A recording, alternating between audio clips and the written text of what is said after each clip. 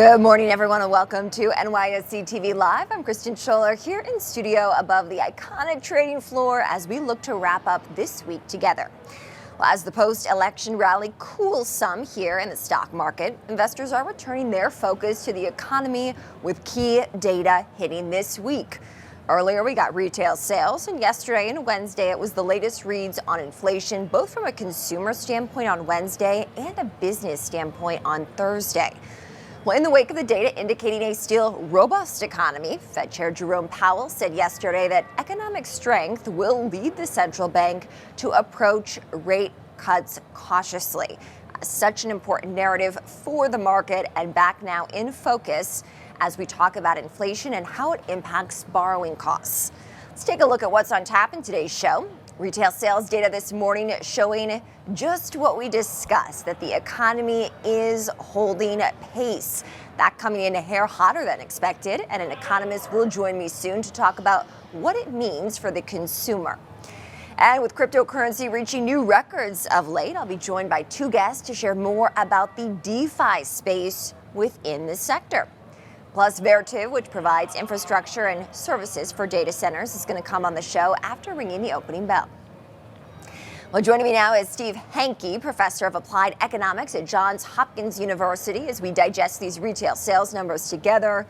Steve, the headline number a little bit hotter than expected. Retail sales rising 0.4% in October versus the 0.3% expected. And it seems like pricier autos were at play here. What is this signal? Well, these data, if you're data dependent, of course, you watch all these data coming in and they zig and zag around. But my view is that the economy is going to slow down and probably will experience a recession next year. Now, also related to this is inflation. Inflation, picked up just a little bit. The last reading we had earlier this week went from 2.4% per year to 2.6%. But all of this is coming down. The economy will slow and inflation will slow. I think inflation next year actually will be lower than the Fed target of 2% per year. Now, why is that? That is because the money supply has actually contracted since July of 2022. The stock of money in the economy now is lower than it was back in the summer of 2022. Now, that kind of contraction, Christian, has only happened 4 times historically in the U.S. And all 4 of those cases, we had recessions. Mm-hmm. And we had actually one of the 4 cases, we had the Great Depression. We had a huge contraction in the money supply, 1929 to 1933, and we know what happened then. So what happens, the fuel for the economy, mm-hmm. to make it simple, is the money supply, mm-hmm. and what's going on in the money supply. And if you get significant changes in it, you get significant changes in nominal GDP, mm-hmm. and nominal GDP includes a real component plus an inflation component. So that's more or less the story. It's right. all so about certainly supply and demand economics as Steve at play here. It's what drives the economy, we know. The big news, in addition to what we heard from the Fed chair yesterday, is of course the election results, and in fact a red sweep in Washington. Americans voting for change after what was effectively a blue sweep in 2020. How does that impact the economy going forward? Well, number one, we really don't know what President-elect Trump is going to do. I think if one big thing, if he institutes a lot of the protectionist measures that he's talking about, it's going to be a big negative for the economy, not a positive. And how does that show up, Steve? How does that show up insofar that it would impact consumers and Americans' pocketbooks? Well, it shows up for the American pocketbook. It's very clear. If you put tariffs on imports, it's like putting a sales tax on those imports. So if you put a sales tax on something, what happens? People don't demand as much of it. Now, I want to ask you about what we gauged from the inflation reads earlier this week. We had seen consumer prices actually pick up a little bit in October after what had been 2 years of a steady cooling in the pace of price gains or inflation. And wholesale prices also showing, in fact, that those ticked up due to costlier rents and used autos in the month of October. Do these numbers surprise you? No, they don't surprise me. As I indicated before, these numbers zig and zag around, but the trend is down. And the trend in inflation is down. And it's down because the money supply is growing at a very slow rate, and it's actually contracted. The slow rate of money growth, measured by M2, is 2.6% per year. And Hankey's golden growth rate for the money supply M2, that's consistent with hitting the Fed's inflation target at 2%, is 6%. So the actual growth at 2.6% in the money supply is way lower than the golden growth rate of 6%, which is consistent with hitting a 2% target. So that means that inflation next year, we'll get some readings that are below the target of 2%. Steve Hankey, great to get your take. Of course, we're trying to parse through all the economic data as the election has been a key focus for us here on this show and what it means for Wall Street the past 10 days or so. But we much appreciate you joining the show. Steve is the professor of applied economics at Johns Hopkins University. As those retail sales numbers do come in a little bit hotter than expected, again driven by autos last month. All right, well, up next, a new partnership is set to shake up the digital asset space, and we'll dive deeper into this story on the other side. So you're at the New York Stock Exchange. You held an investor day here today. So give me some highlights from your investor day. Thank you, Judy. We're very happy. We talk a little bit about what's America Mobile. We are 380 million customers in America Mobile. We are in 22 countries. We are in Mexico, Latin America, Central and Eastern Europe. And we talk a little bit about the guidance that we do in 2021. In October, we were the last time that we were here, and we outperformed that guidance. And we think that for the next 2-3 years, we're going to do also very good in America Mobile. So, Daniel, you mentioned that you have 380 million clients. That is quite a large client base. So tell me, what can you do to benefit from having such a large client base? Well, we have 380 million. It's a lot of subscribers, and we can benefit by selling them more services. We have residential customers, small and medium enterprises, and corporate customers. So in the residentials, we want to make them use more the service, and we want to sell them more services.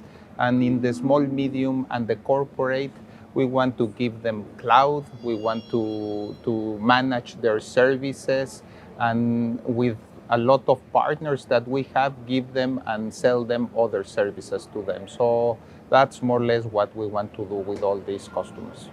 Now you're also in 22 countries. Do you have any plans to expand to new geographical locations? Well, we're always open to new opportunities. We can review these opportunities, but we're focused on.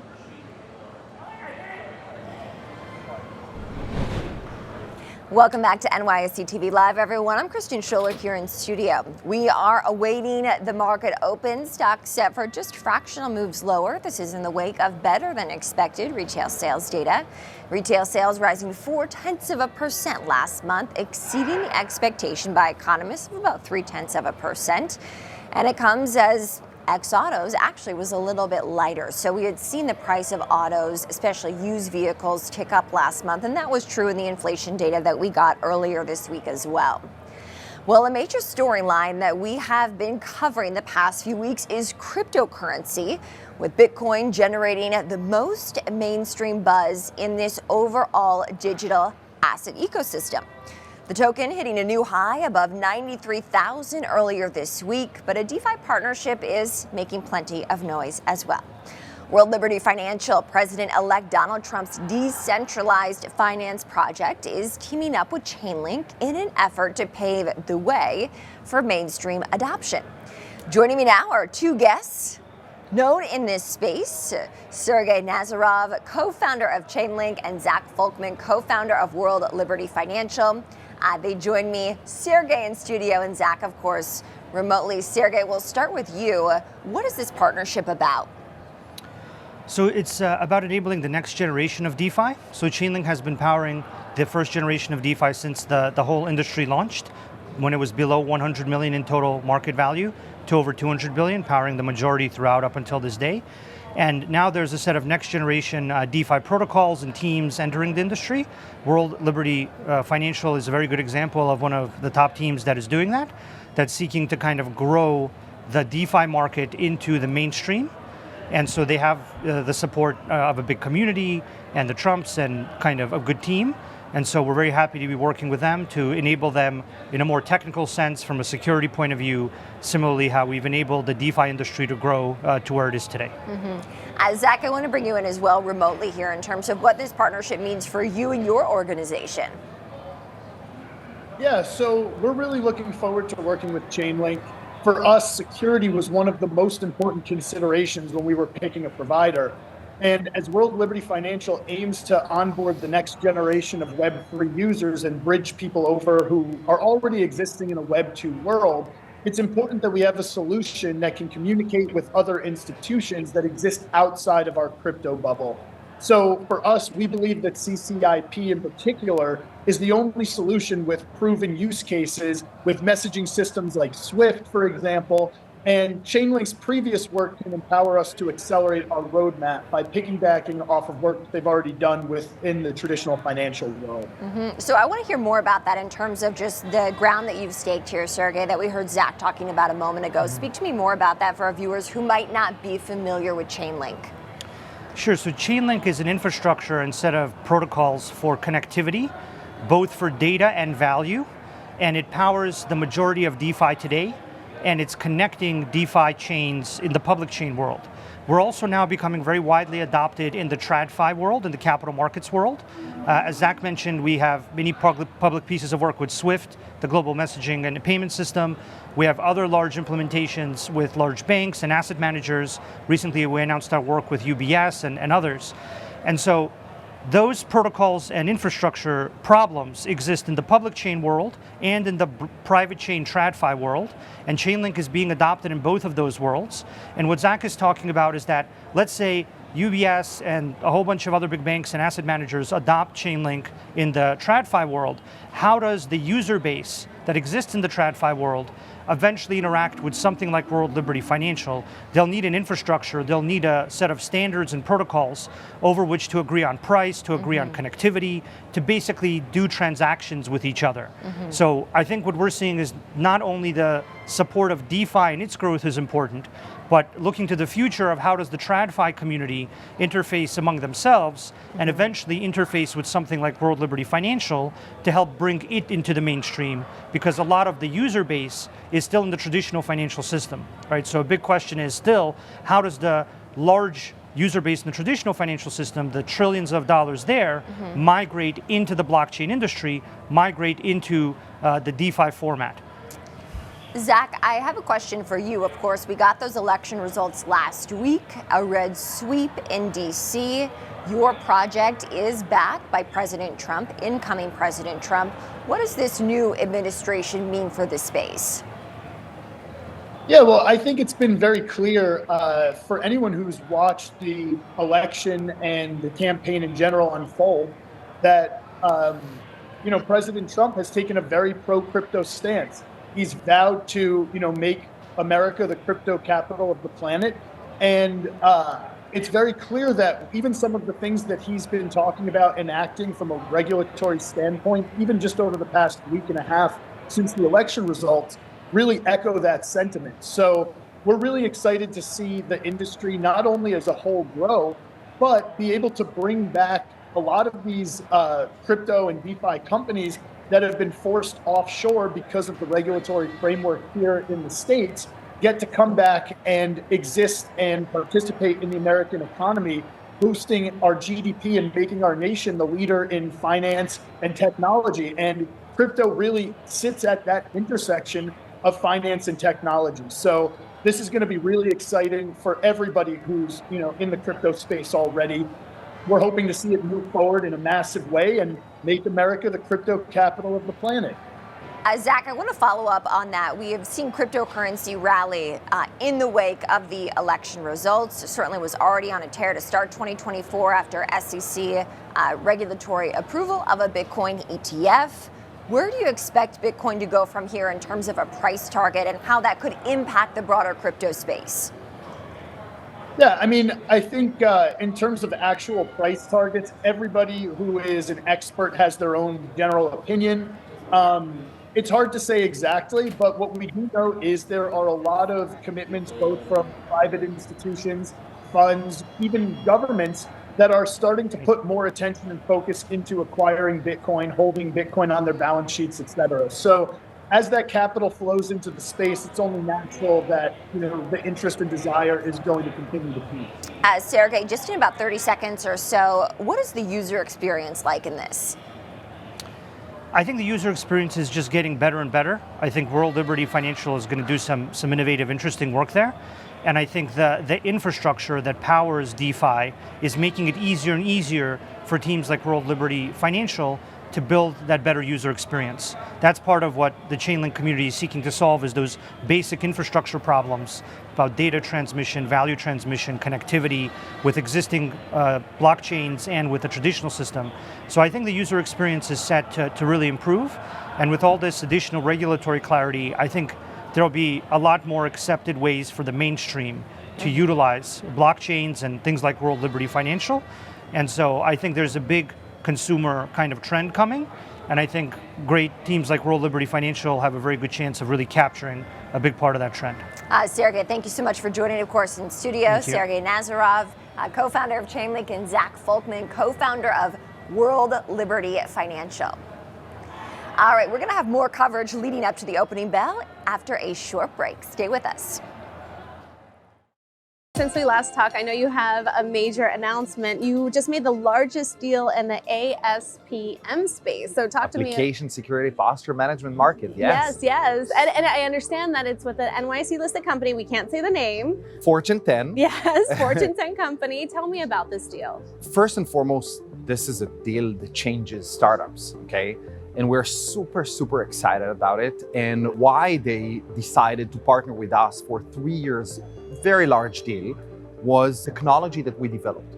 We actually helped them automate all their security risk assessment questionnaires, build a real-time software inventory, and prioritize, remediate, and prevent risks before they get to the cloud. Let's talk about how Apiro recently launched the risk detection at the design phase. Can you talk to me more about this and how earlier detection in the software development of these kind of problems will help enhance the security outcome for businesses? Based on NIST, the cost of fixing a defect at runtime when it reaches to the cloud, 100x more than in the design phase. So what we did, we developed our own private LLM model that scans every feature requests that gets into the development lifecycle.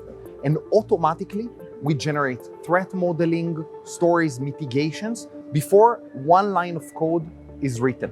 I do want to talk to you about a new product that I know that you are going to be unveiling soon. Can you tell me more about it? I can't share all the details, but I will say the following. We're using the Apiro deep code analysis technology to identify our software architecture. The next phase is to visualize your software architecture in a very interesting way. It's like a living and breathing organism. It changes every day. So you need to visualize it to help developers write. Welcome back to NYSE TV Live, everyone. I'm Kristen Scholler here in studio. Well, high-performing investment funds aren't only for the many banking giants listed at the stock exchange. College students are getting in on the action too. My colleague Trinity Chavez has more on this story Hi, Trinity. Hey, Kristen. That's right. We are diving into the remarkable story of real-world finance education at the University of Dayton. The Flyer Investments Fund, now the largest student-run investment fund in the country, has just marked its 25th anniversary, managing over $80 million in assets. Joining us now to discuss this more is Nate Jabbe, Senior Manager of the Davis Center, and Gina Minio, Marketing Coordinator. Good morning, both of you. Good morning. Thank you for having us. It's a pleasure to have you on the show. So let's start by talking about how has the Flyer Investments Fund evolved over the past 25 years to reach $80 million in assets. Nate, we'll start with you. Yeah, sure. So, we started in 1999 with $1 million grant from the endowment to kind of get this up and going. And, since then, we've graduated over 700 alumni who are working in very prestigious jobs on Wall Street and help us place in some of these competitive internships and full-time jobs. But in terms of how we've evolved, I think, our investment philosophy has stayed the same. We're a long-only GARP fund. Turnover is roughly, 25 to 30% a year. So looking at 3 to 5 year investment horizon, compounders of capital. But what's really kind of changed, I think, is our new member education program. We've really ramped that up for, freshmen who are coming in who, logically have no idea what the stock market is. We do a great job in teaching them and preparing them for what we do. I would just say we're pretty proud of where we are after 25 years. Like I said, we started with $1 million, but since then, our student analysts, which are completely undergraduates, have been able to generate over $65 million since 2010 alone. So it's just something we're all pretty proud of. That's incredible. Now, Gina, I do want to ask you, what strategies have helped the Flyer Investment Fund consistently outperform the S&P 500? Yeah, that's a great question. We do have an investment philosophy. So part of that is the names we'd like to add have to be compounders of capital, meaning we're looking for some sort of competitive advantage or economic moat that these companies should have, as well as they should be at a discount to the intrinsic value that we calculate through our fundamental research, as well as our discounted cash flow models as well. Nate, what kind of real-world finance skills do students gain from managing a fund of this size? Sure thing. I think, first of all, you're staying connected with the markets every day. So, we have people coming in here, getting familiar with Bloomberg terminals, Morningstar, FactSet. These are all things you can put on your resume and hopefully use like in an internship, in between your sophomore and junior year. Additionally, I would say that, our modeling skills have definitely, shown to be competitive in the internship space. Just getting familiar with Excel, while also just being able to kind of articulate yourself in a pitch environment, standing up at the podium, giving a pitch for 10 to 15 minutes, and then battling a pretty tough Q&A session, kind of showing your conviction and helps you go up there with a little more confidence. Gina, do you have other examples on how this fund is serving as sort of a launch pad for future financial leaders? I would echo everything that Nate has said, but I would also add it's very collaborative. We have such great camaraderie here in the center. Once you're accepted into the center, you're placed on an economic sector team. So, for example, I'm based on the healthcare sector, meaning along with 8 other students, we monitor not only our current healthcare holdings in our name, but we work together to bring forth new names to the semester or to the table each semester. Nate, can you talk about some of the more future goals and developments that you both have on your radar and what you hope to accomplish moving forward? Yeah, sure. As a senior manager of the fund, I'm kind of responsible for preserving the culture that has been enriched for the past 25 years. So I think one of the major goals I have is just to kind of continue that forward, even when I graduate. That includes being a service leader. So, for example, if I'm 2 to 3 years into my career and I get an email from a fellow analyst who is interested in what I'm doing, just being kind of approachable and using, letting them use me as a resource to kind of help them prepare for the industry. Additionally, we're looking to possibly expand into kind of a fixed income sleeve of our fund. So, physically expanding the Davis Center while also getting some students experience in, the U.S. Treasury or corporate bond market, I think would be a really unique thing to also. Those are very, very ambitious goals. Gina, would you like to add to that some of the goals that you personally are spearheading for the rest of this year into 2025 or even years to come? We're always working on strengthening our alumni connections. So We have over 750 alumni nationwide, and it's really nice to have these connections. It gives us a competitive advantage. A lot of our student analysts are able to secure their internships and jobs after graduation because of these alumni that are always willing to help out, lend a hand, go through questions with you, go through mock interviews. So, we're always like reaching out with people, staying connected, maintaining these relationships. Amazing. Well, thank you so much, both of you. We really appreciate you joining us on the show this morning. Again, that Thank you was so much. Nate Gervais, Senior Manager of the Davis Center, and Gina Minio, Marketing Coordinator. Thank you. Now stay tuned, because when we come back, Vertiv will kick off today's trading by ringing the opening bell. Stay with us. Brett, we're here at the New York Stock Exchange. You're here with the Startup Challenge by Snowflake. Yes. So tell me, what were your key takeaways from this competition, and how do you see these insights influencing Big Geo's journey forward? It was incredible being down there for the Snowflake Startup Competition. It was really encouraging to see where they're going with their ecosystem, and what they're doing with native apps specifically is where we're kind of going to market with them. And the support network for me was the biggest takeaway. It was once we met with them and we were like, we're going to work together, it was just everybody piled in, and we got the job done. So I was very encouraged, and I know Brent can speak for that as well. It was knowing that we picked the right ecosystem to go to market with.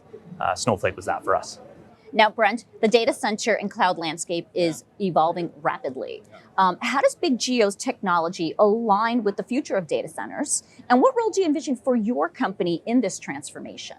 It's an incredible technology for the data center space. I mean, we're having these conversations on a daily basis with some of the world's largest hyperscalers.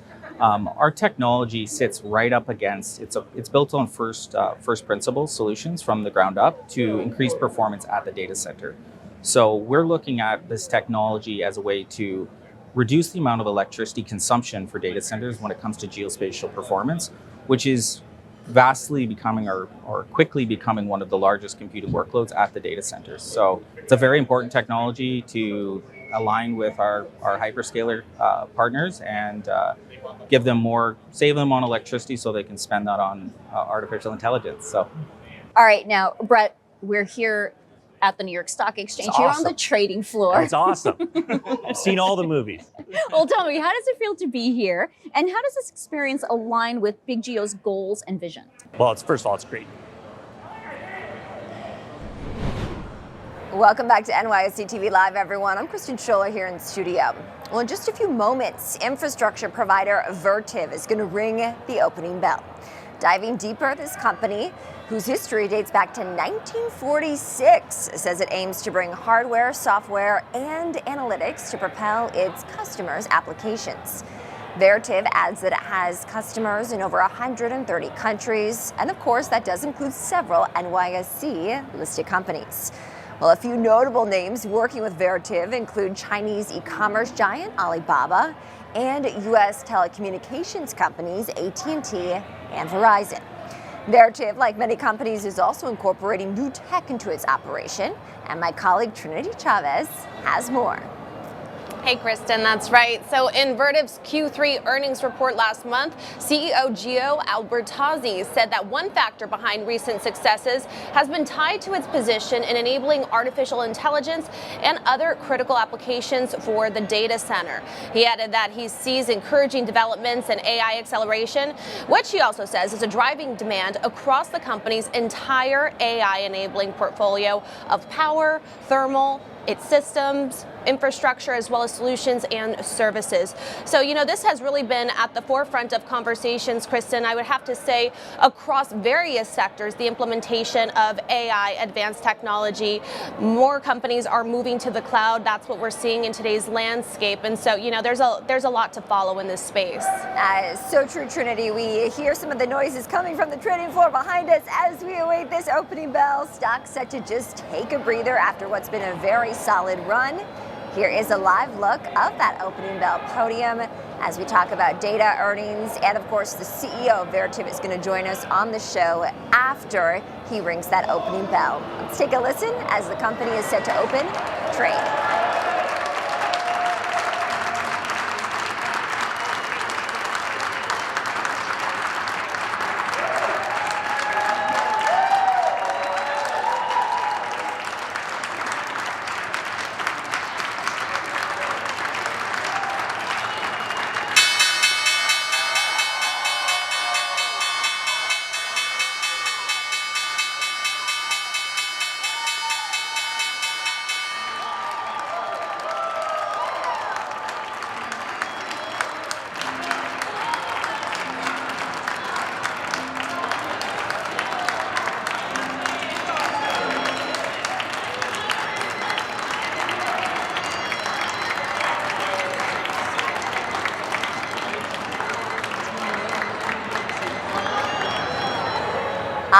are officially off to the races. That is Vertiv celebrating the opening bell here at the New York Stock Exchange. And as we look to round out the week with the final trading day here on Friday, I do want to bring in a markets guest, Youngyu Ma, Chief Investment Officer at BMO Wealth Management.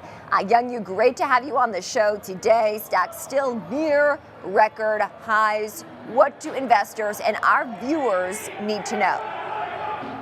Yeah, thanks, Kristen. It's great to be here. Stocks are still near record highs, but I think there's an element of caution and an air of caution that's kind of sitting on the markets here, given the amount of uncertainty regarding different policy initiatives relating to tariffs and also what's happening in the interest rate markets, both on the short end of the curve and for long-term rates. So I think some of the enthusiasm from the initial election results has worn off in the equity markets, and we're probably seeing a bit of caution here to see how things play out going forward.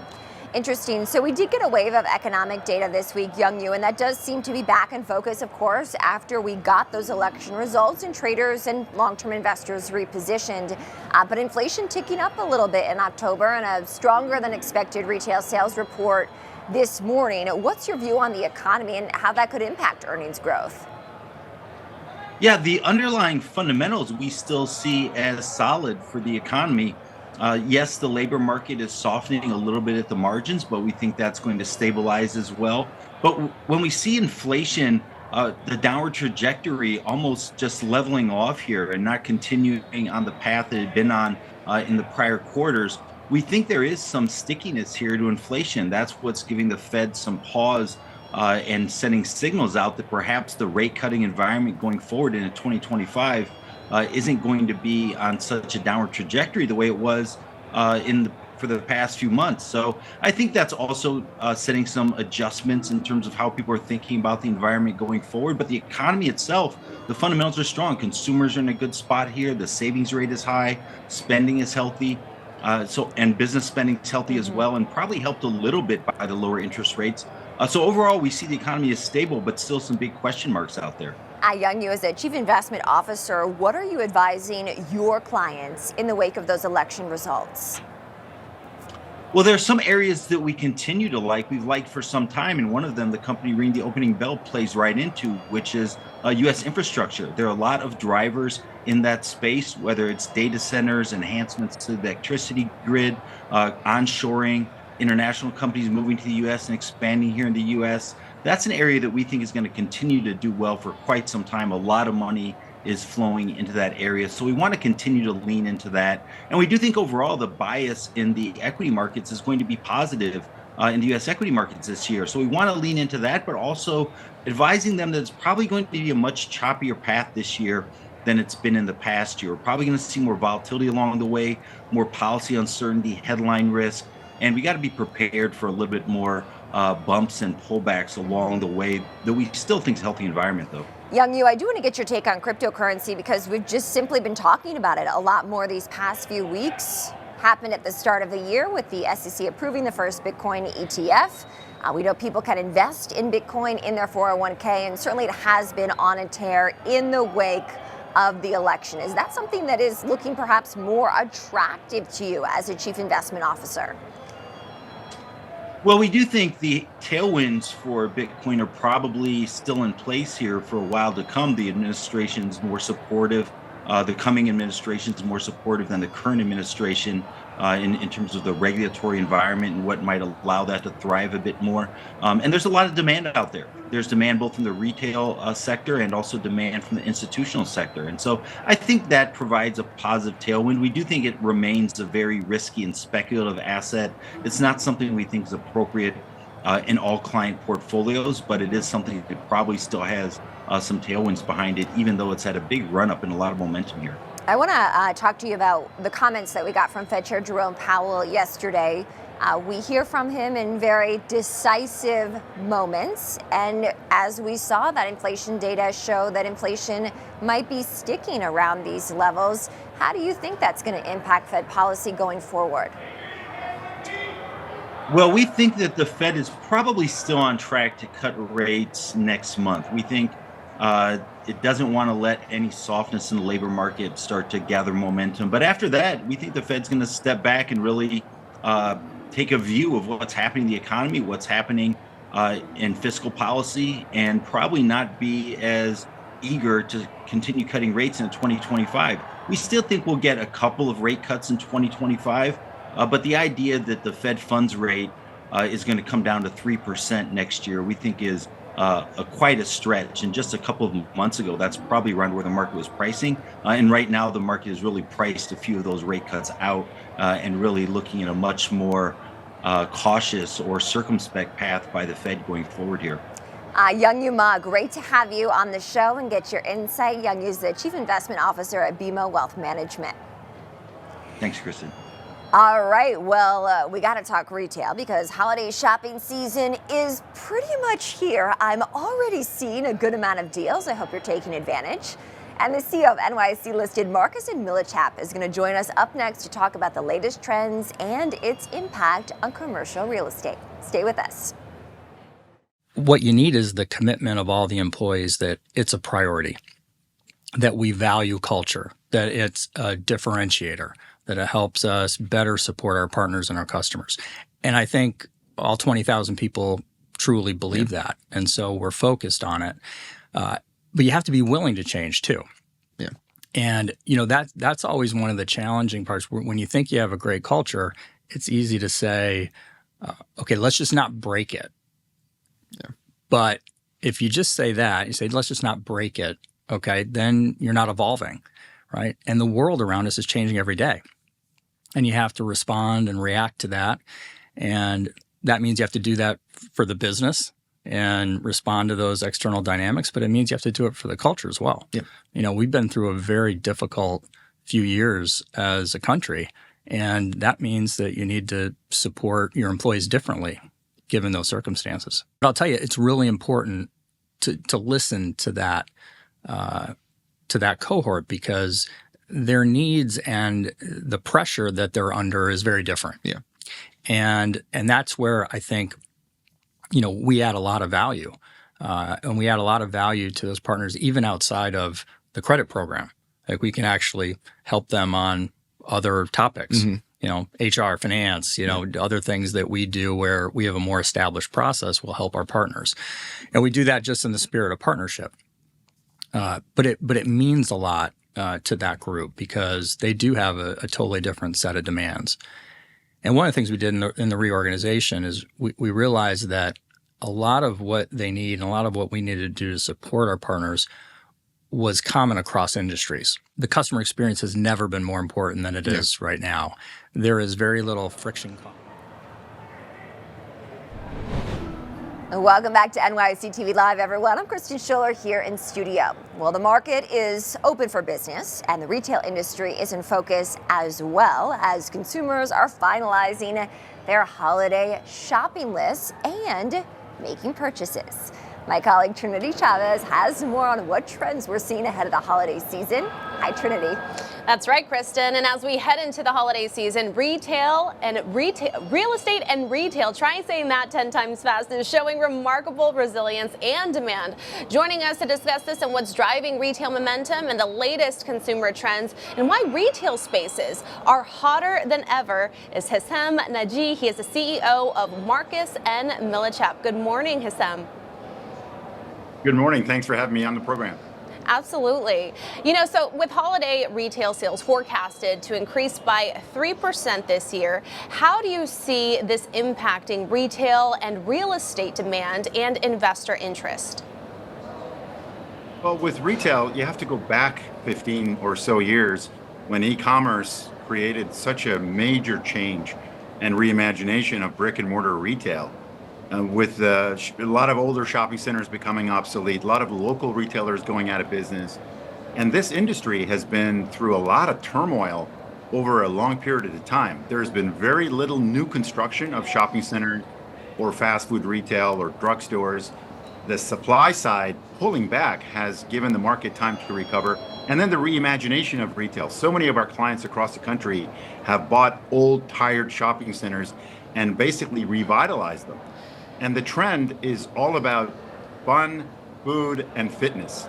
And those things are driving foot traffic, and retail has now become a favorite asset class within commercial real estate. So The holiday season at a 3% forecast, that's a little bit tepid. We expect a little bit more enthusiasm from consumers. Consumer confidence is high, income levels have gone up, and I think there's a little bit of a relief from the election outcome. So I would expect a little bit better than 3%, but brick and mortar retail is certainly back.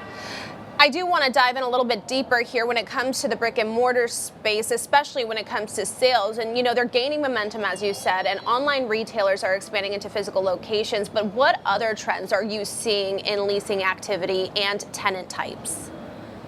What's amazing to see as an investment class, you have to remember commercial real estate has been a favored investment class for a lot of private investors, individual high net worth investors, and institutional investors like pension funds, for example, or publicly traded real estate investment trusts. And what they care most about is operating income, cash flows, and occupancies. So within those parameters, shopping centers have done a phenomenal job, along with tenants, to reduce basically the footplate, the floor plate of a retail store, with less inventory in the store, more emphasis on connecting with the consumer, and having a cheaper way to essentially manage inventory. So even though that shrinks demand for space, it makes the retailer a lot more profitable. It makes the longevity of whatever brand we're talking about a lot stronger. And that's why a lot of digital native brands are starting to open stores to connect with the consumer. And you know, experiential retail, as you mentioned earlier, from gyms to unique entertainment venues, that continues to grow. But how is this shift influencing the types of retail properties investors are prioritizing? It's amazing to see how, for example, to your point about what draws consumers into a shopping center, the hybrid work environment, the reluctance to go back into office space has created more demand for coffee shops or hangout places in shopping centers where people get tired of being home, working virtually, and therefore they're hanging out more in what would be a typical retail outlet. That drives traffic. While you're there, you're probably going to shop for something else or likely to have lunch at a restaurant. So there's a lot of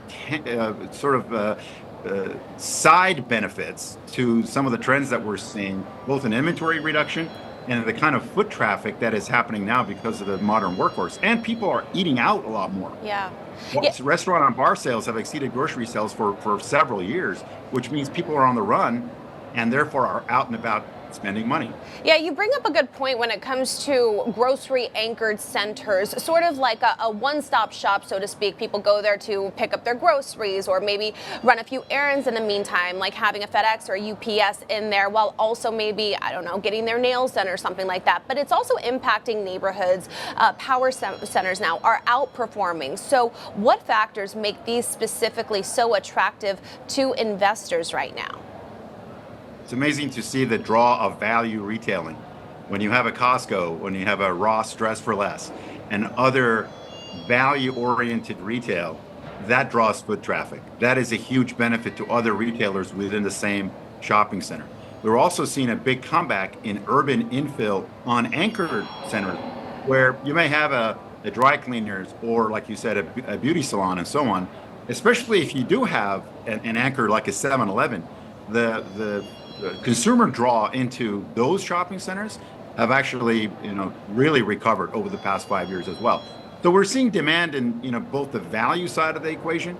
Luxury retail has done extremely well. There's a little bit of slowing in that as the effect of the stimulus sort of wears off and consumer savings go down a bit. But nonetheless, overall, brick and mortar retail is doing very well. There's a lot to look out for. Again, thank you so much, Hissam Naji, CEO of Marcus & Millichap. Thanks for having me.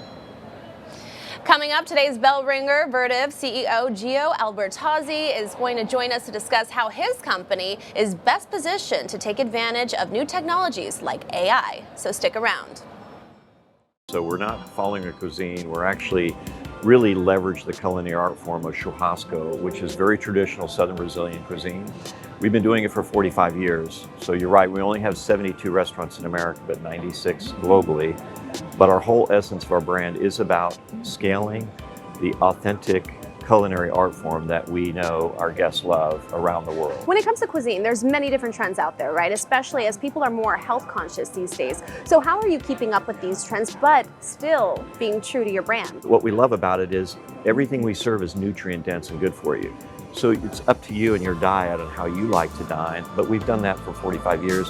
What's exciting is our innovation around that is even getting better. We've just rolled out whole branzino seafood, so we're just now beginning the fresh seafood platform, and we're really excited about that. Ooh, that sounds delicious. Yeah, we're going to have to try it when you open up your new restaurant, That's just right. a block or two away? That's right. Yeah, talk to me about when that's going to be opening. So we're opening by probably like middle of December, but it's World Trade Center. Really excited. So it's our second one in Manhattan. We have one in Midtown.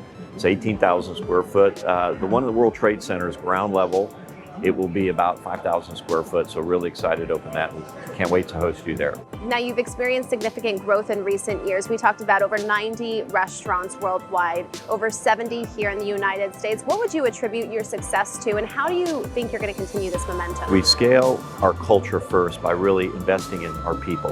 A lot of training, because this is an art form that is unique to us. We're the category leader in it, and we are scaling it globally. So when you think about how to do it well, to keep the authenticity, we focus on our human capital pipeline first. Now we have visibility of 3 years of sites ahead of us because we have 3 years of people, I would say talent ready to do it. Welcome back to NYSE TV Live, everyone. I'm Kristen Scholler here in studio. Well, earlier this morning, NYSE-listed firm Vertiv rang the opening bell. The company's CEO, Gio Albertazzi, is with me in studio. It is a $45 billion company, Gio, right at the crux of this data center boom. It's great to have you on the show this morning. Thank you for having me. Let's talk about the growth from here and how you are capitalizing on artificial intelligence and, of course, that key play in the data center space. Absolutely. So Vertiv is a global leader in digital critical infrastructure. So if you think about data center, but also we serve telecom and commercial industrial, but let's think about data center. The biggest part of our sales, about 75%. In 2020, 2023. The acceleration in the AI demand means an acceleration in the build of critical infrastructure data center. Being a leader in this space will really enable that acceleration. So think about an acceleration that will go on for years, decades. Is just the beginning of this acceleration, combined with everything that is cloud and that has happened so far. So we are at the center of it, and we enable that acceleration. Here to celebrate your listing anniversary. Congratulations. Yes, thank you.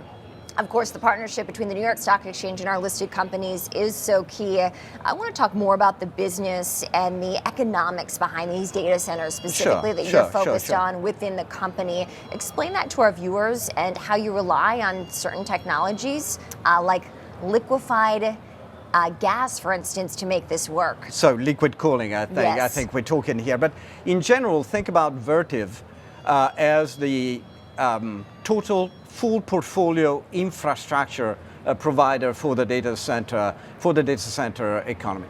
So it is thermal management, it is cooling, it is power management, everything that is physical around the servers, and the servers even more so GPU, let's say powered servers. Everything that is around that is physical, and that keeps that cool, those servers cool and powered. That's something that we do. So that acceleration is an acceleration in our served market. And it's a market that is evolving very fast in terms of technology. So you were talking about liquid cooling. Exactly. Liquid cooling is a new technology in the space, and that enables a very high density GPU servers to be cooled and to operate. That technology is relatively new. we're talking about 12, 18 months of market formation in this moment, and will go on for, again, decades, we believe. And the density will increase, so that technology will become more important. But when you think Vertiv, think about leadership in liquid cooling, leadership in the entire cooling sector, and leadership in data center power. What are your goals for 2025? Well, you know, this industry is accelerating. And our role is to make sure that we enable that acceleration and that we have the technology for that to happen, for enabling the world to have sufficient AI factories to really achieve the ambitions that the whole data center industry has, and power and cool that. And I'm curious too, in terms of how the election results impact your business, if at all, going forward. We've been talking to all sorts of company executives. We had a decisive victory, an effective red sweep in DC. Does that give you clarity in terms of planning your own strategy for 2025 and beyond? Look, we serve a market that is very strong. And we believe that that strength will continue for multiple years. And again, we have seen it with the cloud revolution, and that will be accelerated with the AI revolution. And you know, that will be beyond anyway what happens politically. So we're very, very fortunate of being serving a strong market. We're so happy to have you on the show here, Thanks of course, as you celebrate your listing anniversary here at the Stock Thank you. Exchange, a very important business at the center of it all. Thanks a lot. That's Gio Albertazzi. He's the CEO of Vertiv, fresh off of ringing the opening bell. Always a pleasure. Now, while the New York Stock Exchange serves as the center of global finance, a mix of newsmakers, celebrities, even world leaders ring that opening and closing bell throughout the year. One of whom is golf superstar Jon Rahm. He recently sat down with NYSE TV's Judy Shaw after the NYSE-listed Santander Bank rang the closing bell in October. Let's take a look.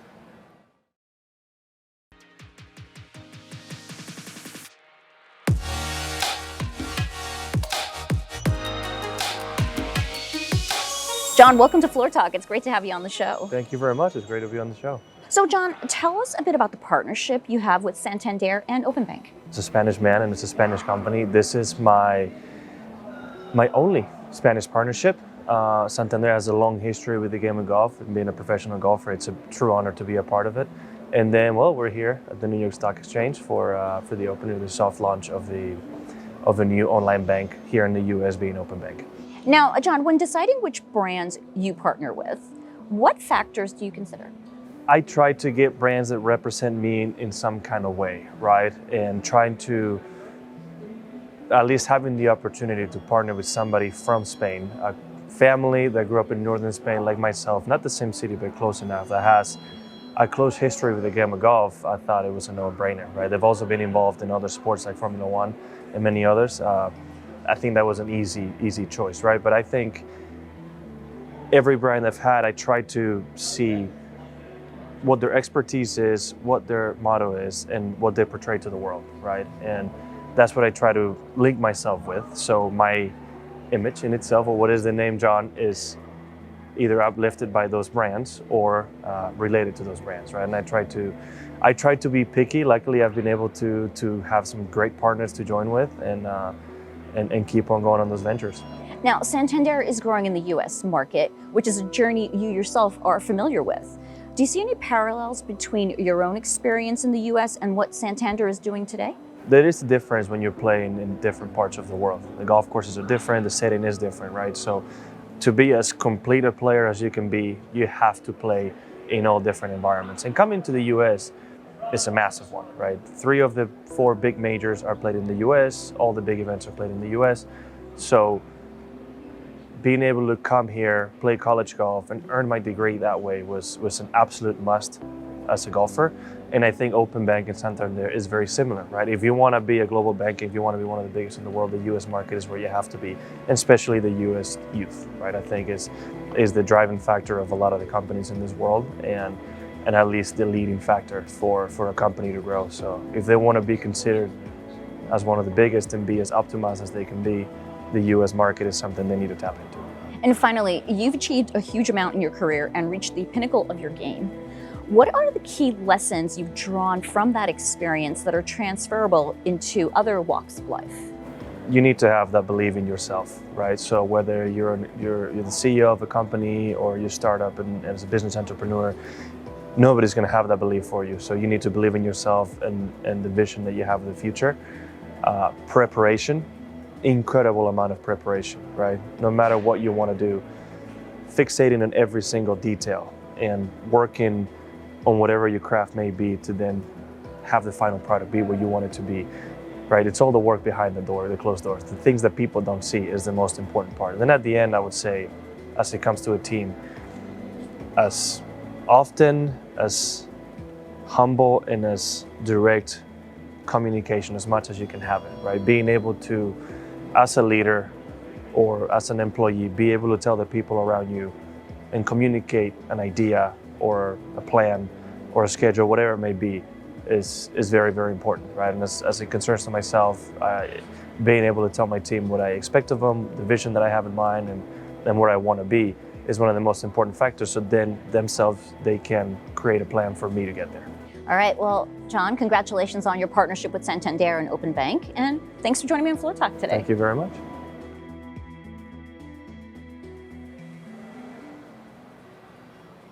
Our thanks to NYSE TV Judy Shaw and legendary golfer John Rahm for that interview. I do want to bring in my colleague Trinity Chavez. Trinity, we have had a very busy few weeks covering the twists and turns in these markets, but we always like to use this moment at the end of the show to remind our viewers to do things that make them feel good. And John Rahm, he's quite the voice to speak to that on golf. No, absolutely, especially during the holiday season, right? You have to stay active and be healthy, not only physically, mentally, but also emotionally. And we've had dozens, if not hundreds, of other athletes, celebrities, wellness experts, health experts that have come through the iconic doors of the New York Stock Exchange talking about the biggest trends that we're seeing in this sector, whether it's wearable technology or if it's AI personal training. We're seeing so much of this develop in this fitness space overall, and those are stories that we have been covering here at the exchange and of course on NYSE TV Live. But you know, there's been a lot of market action too, Kristen, that we've been following on the show. That's right, Trinity. Stocks near record highs. Of course, we will continue to cover this market for equities, for ETFs, for crypto as well. It's going to do it for today's show. For Trinity Chavez here at the Stock Exchange, Kristen Scholler, and our entire NYSE TV team, thank you for watching.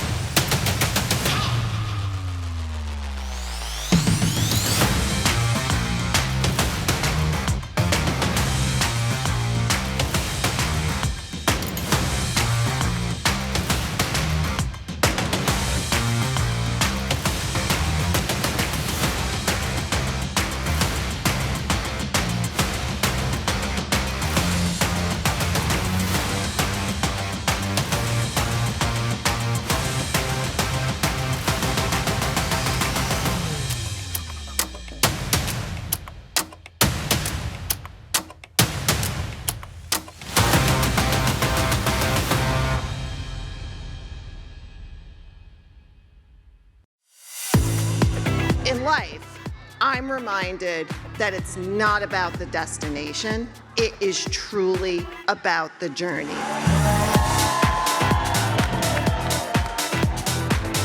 My pleasure to greet you today from the center of the U.S. capital markets here at the New York Stock Exchange.